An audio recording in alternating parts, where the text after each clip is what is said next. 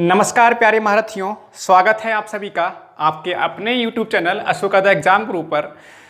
प्यारे साथियों, DElEd third semester maths में हमने आपको पिछली क्लास में बोला था कि हम आज एक मॉडल पेपर लेकर आएंगे। तो आप सभी प्यारे साथियों के लिए मॉडल पेपर मैथ का लेकर आ चुके हैं। तो मैंने कुछ यहाँ पर ये प्रश्न लिखे हैं। इसमें आपको पता है कि आपके पेपर में 5 बहुविकल्पीय प्रश्न आते हैं, 6 अति लघु उत्तरीय आते हैं और 7 आपके लघु उत्तरीय 2 नंबर में प्रश्न पूछे जाते हैं। तो मैंने अभी बहुविकल्पीय प्रश्न या अति लघु उत्तरीय प्रश्न या लघु उत्तरीय प्रश्नों में कुछ मैंने डिवाइड नहीं किया है, ठीक है। अलग अलग मैंने कुछ नहीं लिखा है, मैंने केवल आपको ये प्रश्न लिखे हैं, ठीक है, जिनमें 1 नंबर वाले भी हैं, बहुविकल्पीय भी हैं, अति लघु उत्तरीय भी हैं और आपके लघु उत्तरीय भी हैं। तो इस बात पे ना जाके अभी हम केवल यहाँ से मॉडल पेपर हमारा बन है। इजी मैंने प्रश्न लिए हैं, आसान प्रश्न लिए हैं। धीरे धीरे मॉडल पेपर का जो लेवल है वो बढ़ता हुआ चलेगा। तो पहला मॉडल पेपर हम लेकर आए हैं, बहुत ही आसान मॉडल पेपर है। अगर आपने सभी लेक्चर्स देखे हैं, 1-2 टॉपिक अभी कंप्लीट होने के लिए रह गया है, तो मैंने उसके प्रश्न भी यहाँ पर अभी नहीं लिए हैं। जैसे कि समुच्चय मैंने नहीं पढ़ाया है तो मैंने उसके प्रश्न नहीं लिखे हैं। तो घबराने की आवश्यकता नहीं है, आप आसानी से इन प्रश्नों को कर पाओगे। लेकिन सबसे पहले एक बार जोरदार तरीके से आप सभी प्यारे साथी इस सेशन को, जितने भी साथी हैं डीएलएड थर्ड सेमेस्टर के, उन सबको जोरदार तरीके से एक बार फैला दो, शेयर करो, ज़्यादा से ज़्यादा साथियों के पास पहुंचना चाहिए। तब आपको मज़ा आएगा ना। जितने ज़्यादा साथी होंगे आपके बीच में कंपटीशन होगा, कौन पहले आंसर दे पा रहा है, तब एक अपना अलग मज़ा आएगा, अपना अलग माहौल होगा। इसलिए सबको एक बार शेयर कर दो। अब हम यहाँ पे शुरुआत कर रहे हैं आज के सेशन की। तो पहला सवाल, ठीक है, पहला सवाल ये दिखाई दे रहा होगा, यदि 16:8 समानुपात 8 अनुपात x तो x का मान। बहुत आसान सवाल है और इस पर आधारित कई सारे सवाल, मतलब हर एक सेट में एक सवाल आपको अवश्य मिलेगा। और खास बात यह है, ये मोस्टली प्रश्न जो है आपके डीएलएड जो पिछले पेपर है थर्ड सेमेस्टर के, उनमें पूछे हुए प्रश्न लिए हैं। तो आगे बढ़ते हुए चलेंगे तो नए प्रश्न भी मिलेंगे। बहुत ही शानदार एक, है ना, बहुत ही शानदार सेशन इस तरह के देखने को मिलेंगे।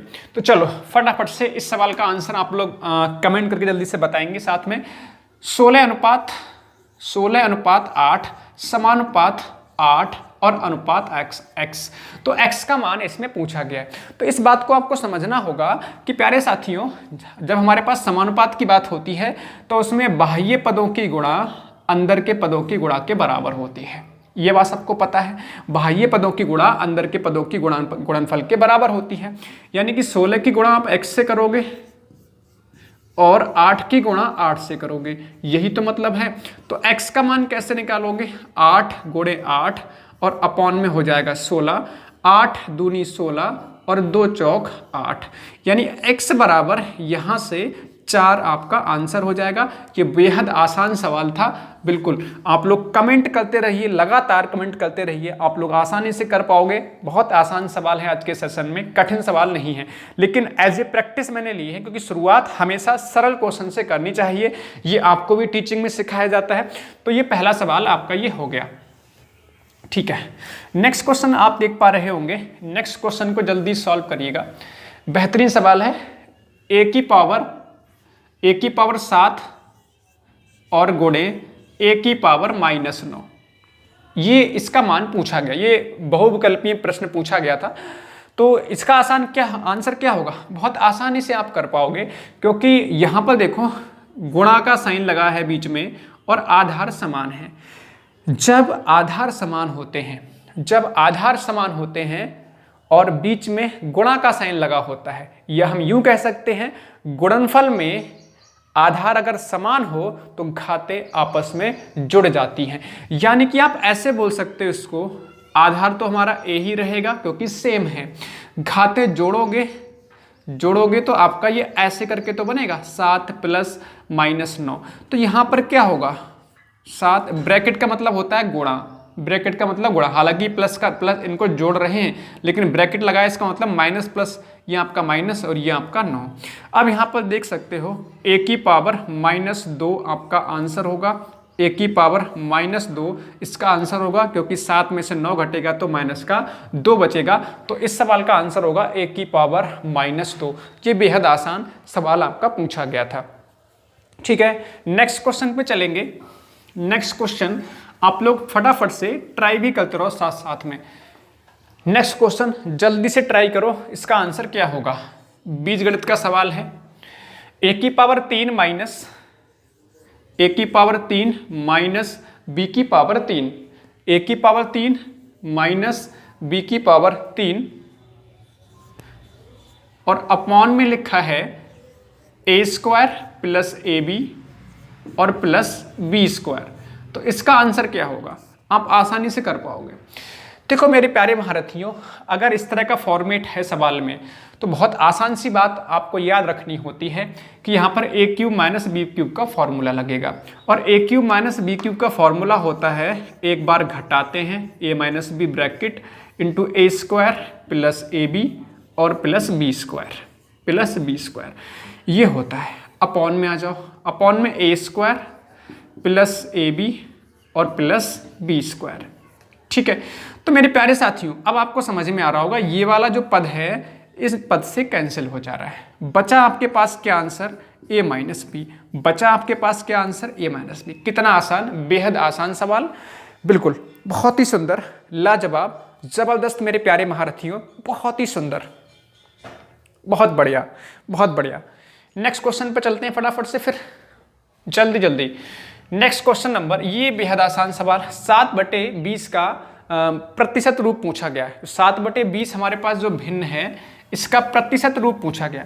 तो प्रतिशत रूप तो आप आसानी से बना ही पाओगे ना। और अगर आप लोग इस समय यूपी टेट की क्लासेस अटेंड कर रहे हो, आपको पता है कि रात को 9 बजे यूपी टेट के लिए क्लास चल रही है और आप सभी साथी को ज्वाइन भी करना चाहिए। मैं खुद मैथ पढ़ा रहा हूं और ज़बरदस्त तरीके से मैथ पढ़ाया जा रहा है। आप मान के चलो अगर आप क्लास ज्वाइन कर लेंगे ना यूपी टेट की, तो आपको कहीं पर भी ना ही ऑफलाइन ना ही ऑनलाइन पढ़ने की आवश्यकता नहीं पड़ेगी। मेरी गारंटी है कि उसी में से पढ़ाए हुए प्रश्न आपको एग्जाम में मिल जाएंगे, 100% पढ़ाया हुआ मिलेगा। तो रात को 9 बजे अभी 4 क्लासेस, आज चौथी क्लास आपकी होगी, परसेंटेज की चौथी क्लास होगी और परसेंटेज से ही मैंने उसमें स्टार्ट किया है। तो आप सभी साथी बिल्कुल यूपी टेट के नोट्स प्रॉपर तरीके से बनाते हुए चलो, बहुत अच्छे से आपको समझ में आएगा, क्योंकि आपको पता है कि आपको यूपी टेट भी देना है और साथ ही साथ इस समय ऑफलाइन कोचिंग सभी बंद, कोचिंग जो है सभी बंद हैं, तो स्टडी करने में भी आपको दिक्कत है।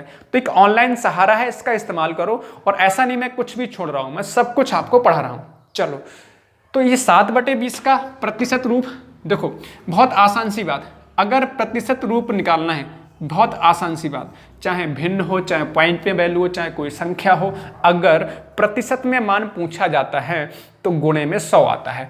प्रतिशत में मान पूछा जाता है तो गुणे में कितना आता है, 100 आता है। 20 से उड़ा दो, 20 पंजे 100 और 5 सत्ते कितना, 5 सत्ते 35, यानी 35% इस सवाल का आंसर होगा।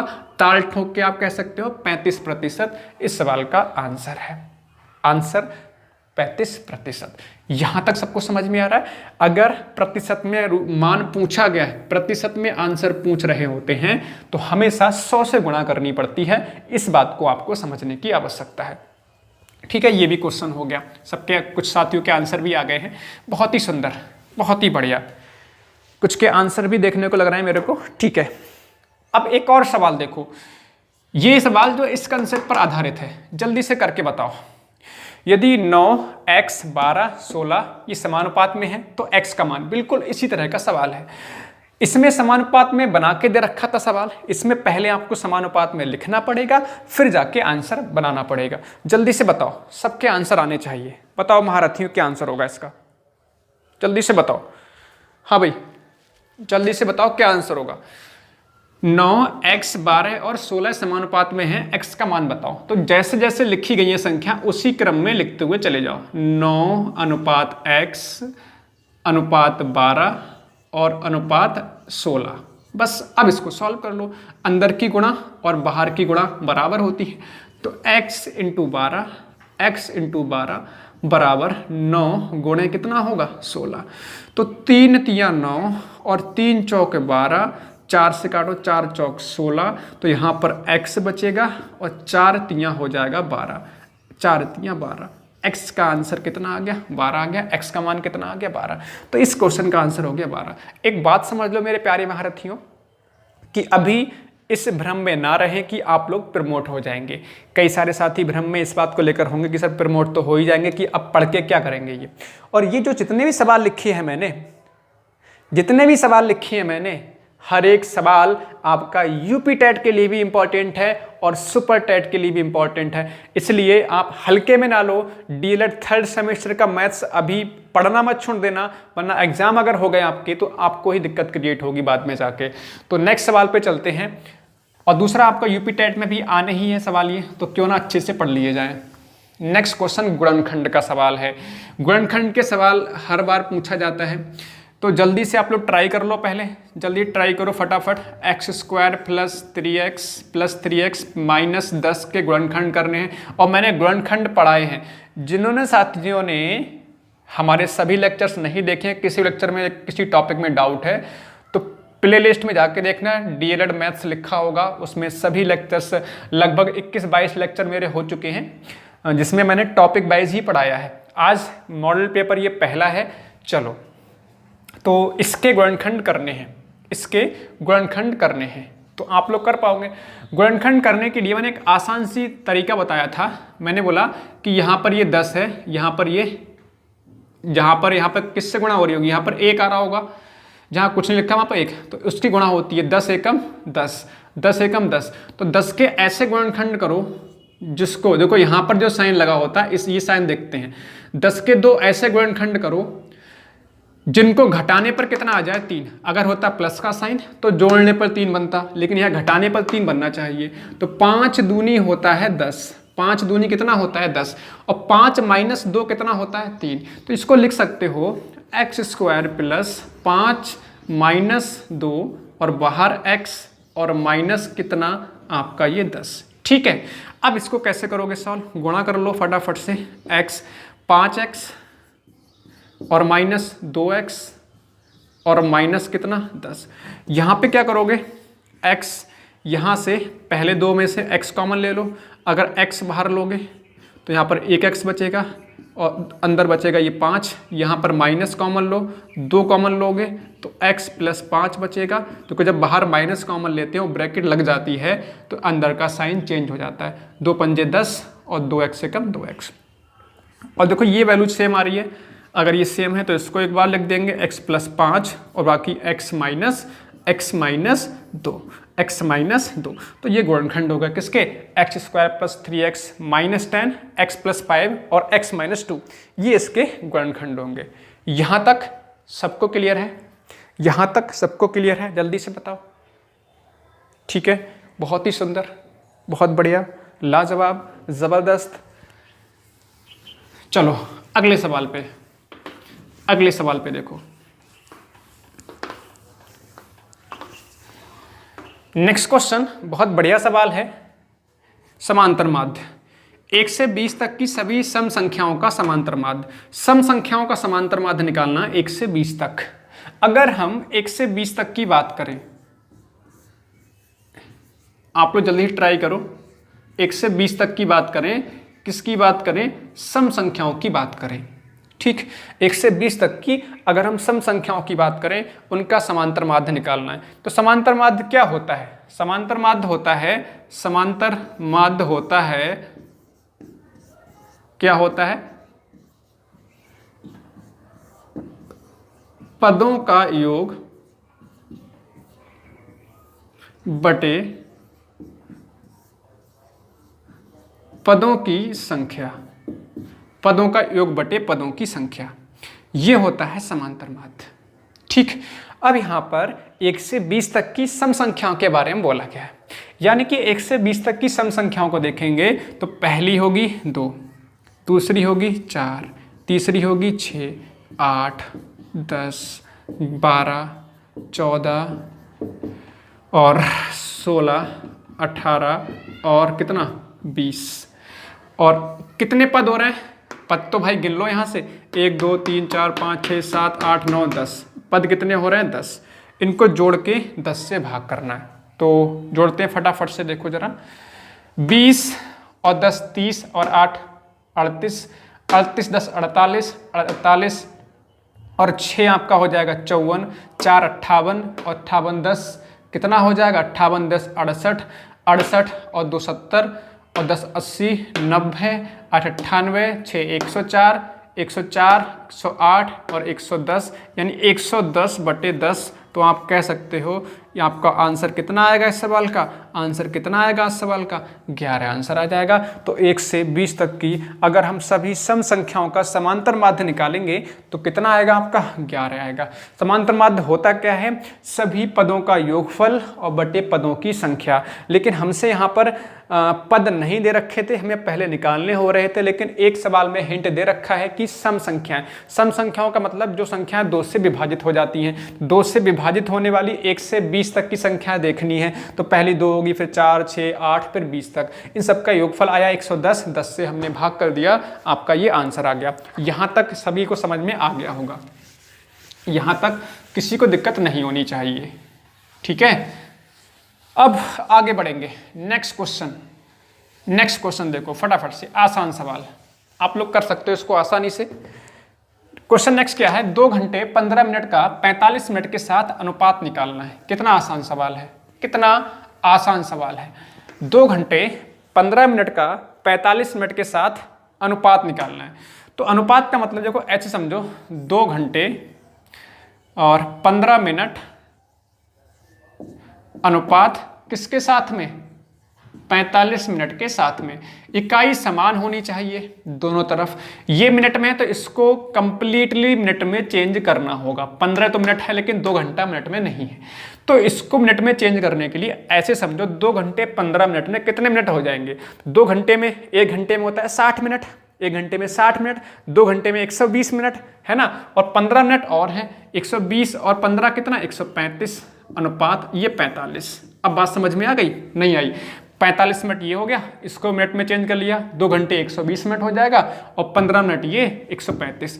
अब 45 एकम 45 तियां हो जाता है 135। 3 अनुपात 1 इसका आंसर। चाहे तो आप 5 से काट लो, 15 से काट लो, मैंने डायरेक्ट काट दिया। 45 एकम 45, 45 तियां आपका 135। तो इसका आंसर होगा 3:1, 3:1। बहुत ही बेहद आसान सवाल था, बेहद आसान सवाल था। बस इसमें इकाइयों को हमें समान करना हो रहा था। 3:1 इस सवाल का आंसर हो गया। बताओ किसी को दिक्कत? मुझे लगता नहीं किसी को दिक्कत हो रही होगी यहाँ तक। अब एक लास्ट सवाल बचा हुआ है, एक लास्ट सवाल बचा हुआ है, इसको भी कर लेते हैं। देखिए आज क्वेश्चंस मैंने कम लिए हैं, फिर मैं जितने क्वेश्चन आपके मॉडल पेपर में आते हैं उसी तरह का, जस्ट उसी तरह का मॉडल पेपर लेंगे, इसलिए परेशान ना हो। पहला मॉडल पेपर है इसलिए मैंने प्रश्नों को कम लिया है। नेक्स्ट क्वेश्चन है, 1000 रुपये का 10% वार्षिक दर से 2 वर्ष का चक्रवृद्धि ब्याज क्या होगा? चक्रवृद्धि ब्याज का सवाल है, लेकिन ध्यान रहे अगर आपका रिस्पॉन्स नहीं आएगा तो फिर मैं मॉडल पेपर नहीं कराऊंगा। हर एक साथी को पूरा का पूरा सेशन ज्वाइन करना है, कंप्लीट लेक्चर ज्वाइन करना है, कंप्लीट मॉडल पेपर ज्वाइन करना है, तब पढ़ाने मुझे मेहनत लगती है, तब मेरी मेहनत कामयाब होगी, आपको पढ़ने मजा आएगा। समझ पा रहे हैं आप लोग? नहीं? चलो अब 1000 रुपये का 10% वार्षिक दर से 2 वर्ष का चक्रवृद्धि ब्याज। तो चक्रवृद्धि ब्याज निकालने के लिए पहले आपको मिश्रधन निकालना होता है। ए बराबर होता है P + R/100, R/100 की पावर n होता है, यही तो होता है। P क्या होता है यहाँ पर? मूलधन। और मूलधन कितना आपका? 1000 रुपये। मूलधन कितना है? 1000 रुपये। 1000 रुपये। 10% दर है तो 1 + 10 बटे कितना? 100। समय कितना है? 2 वर्ष। समय कितना है आपका? 2 वर्ष। चक्रवृद्धि ब्याज पूछा है तो ये कैंसिल कर लो, 1000 गुणे 10 एकम 10 और ये हो जाएगा 11/10 की पावर में 2। इसको हम क्या लिख सकते हैं? गुणे 11/10 और गुणे 11/10। किसी को दिक्कत तो नहीं यहाँ तक?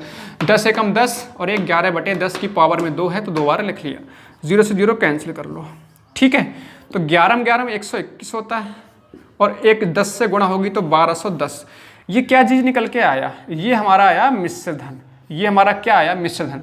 मिश्र धन क्या होता है, जो राशि आपको वापस करी जाती है। जैसे कि बहुत ही सिंपल सी बात, आपने 1000 रुपये किसी को उधार दिया और आपको किसी ने 1210 रुपये वापस करे, मतलब 1000 रुपये आपने उसको उधार दिया था और वापस कितने कर रहा है, 1210 रुपये। तो जो राशि वापस करी जाती है वही आपका कहलाता है मिश्र धन, वही कहलाता है मिश्र धन। लेकिन आपसे मिश्र धन नहीं, चक्रवृद्धि ब्याज पूछा है, तो चक्रवृद्धि ब्याज कैसे निकालोगे?